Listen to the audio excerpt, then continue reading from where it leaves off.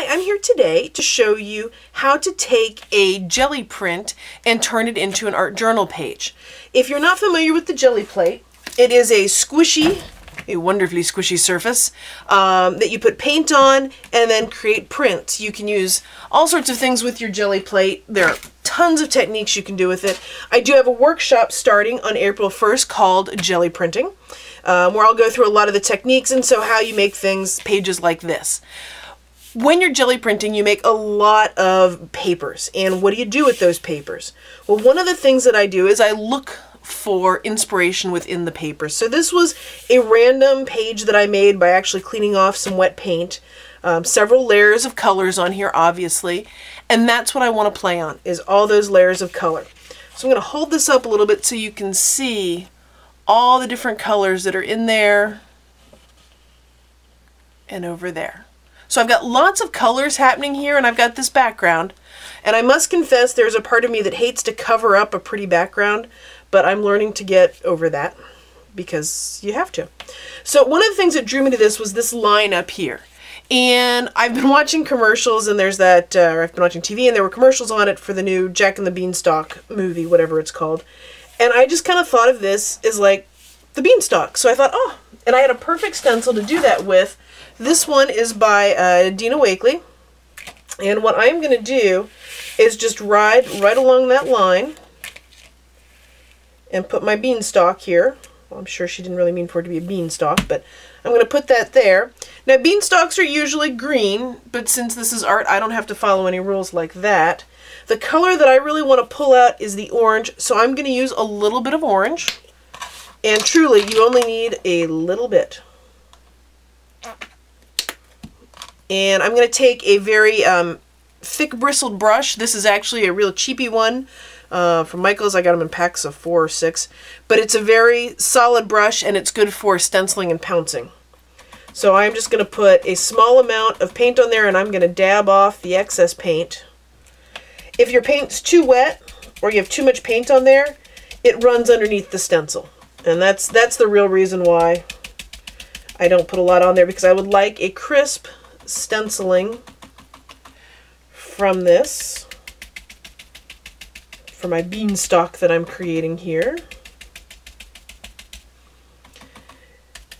You can use any kind of paint. If you have a very, very thin paint, if you let it sit out in the air for a little bit, it'll start to dry out and thicken up. So if you have problems with paint getting underneath your stencil, I recommend that you thicken up your paint a little bit, and then just make sure you're going up and down as you're doing it.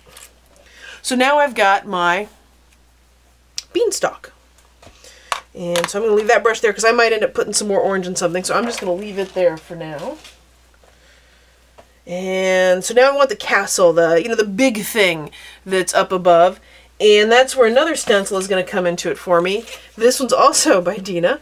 It is, oh, I love these church windows. Love these. And so what I kind of want to do is put the church windows right there. But it's too much of the pretties. I can't do that. I can't bring myself to do that. So I'm going to offset it here. And I'm going to have just a little bit of it going off the edge here on the paper, and just a little bit off the top. I like things when they kind of fall off the edges. And then what color am I going to do this one in? What color do I want to bring out? So I've got a couple of blues. I've got a little bit of pink. A little bit more pink there. You know what? I think I'm going to go with a light blue. And just a little squirt of paint. I've got another brush. This is another one of those same ones, heavy bristle brushes.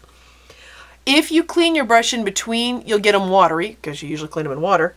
And what happens is that water makes everything runny. So I am not going to, I'm just going to get a separate brush so it's dry. Because I learned that I found that when they get all watery, they don't work as well for what I'm doing here. And then I'm just going to go in an up and down motion.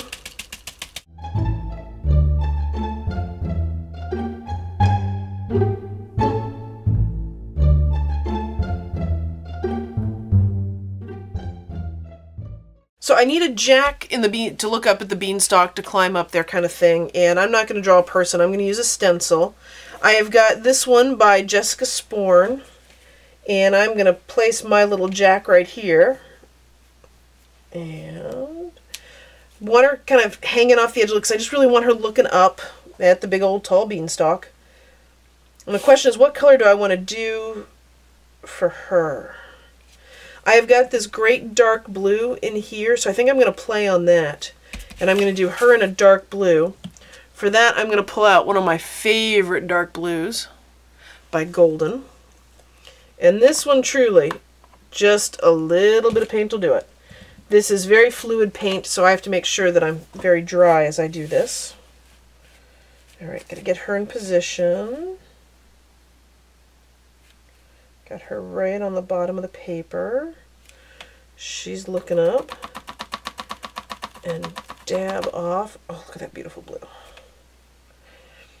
Alright. And I just go in a, really want to just go in that up and down motion.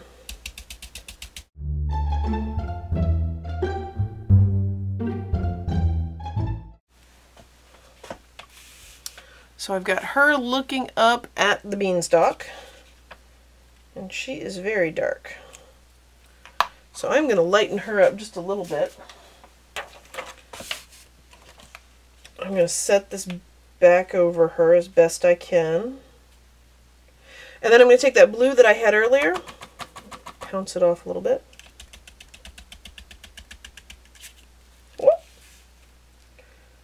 And I should make sure I actually hold on to everything carefully if I'm going to do this.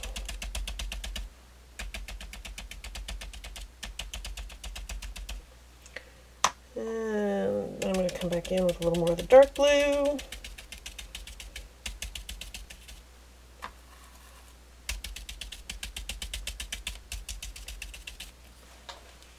me see what I think of that now. Yeah, that definitely makes her look like she belongs there a little bit more. So, another benefit to not cleaning off brushes is you have them there for different colors as you need them. Okay, I've decided I really want this element to be long the way this one is. So what I'm going to do is use part of the stencil again and just make it a longer window. So I'm going to kind of line it up as best I can. Kind of give me the look that I'm going to kind of straighten. I guess it was going a little bit angle. So I'm going to straighten it out a little bit there. And I'm going to take that blue again and just go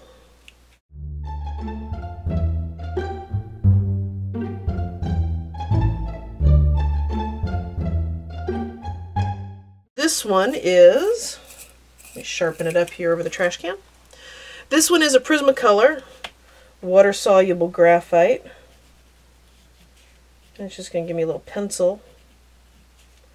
And I'm going to go through and just trace each of these leaves to give them a little more definition.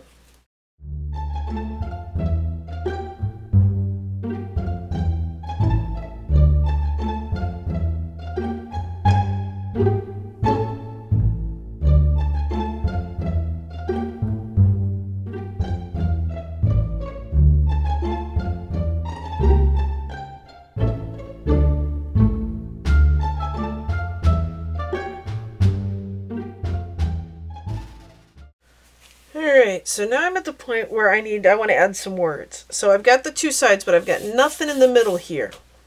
But I like all the pattern that's there, so I hate to cover that up. So, and I've got white space up there. So I'm going to do some writing.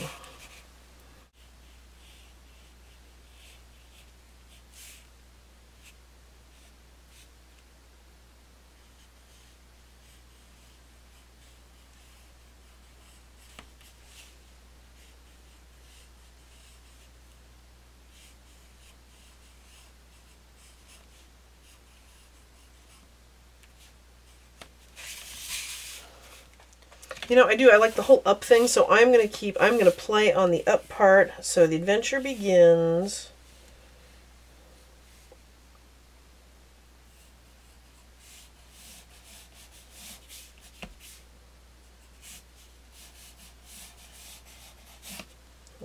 few magic